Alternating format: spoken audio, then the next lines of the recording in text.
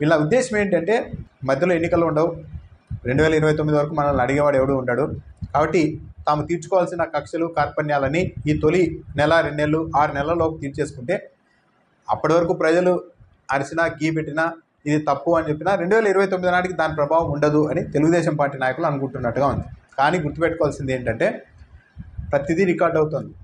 ఇప్పుడున్న టెక్నాలజీలో మీడియా సంస్థల ప్రత్యర్థులు ఎప్పుడో 10 ఏళ్ల క్రితం చేసిన తప్పుని కూడా తీరా ఎన్నికల సమయంలో తీసుకొని వచ్చి ప్రజల ముందర పెట్టి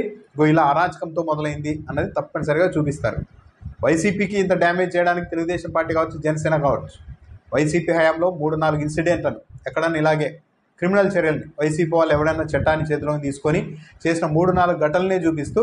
దాన్ని పెద్ద ఎత్తున మొత్తం గవర్నమెంట్ మొత్తం ఇలాగే నడిచింది అరాచకంగా అన్న ఒక ఇంప్రెషన్ ఇచ్చారు. ఇప్పుడు తెలుగుదేశం పార్టీ వాళ్ళు చేస్తున్న ఈ అరాచకాలన్నీ కూడా రికార్డ్ అవుతాయి, ఎక్కడ ఈ వీడియోలు ఉంటాయి,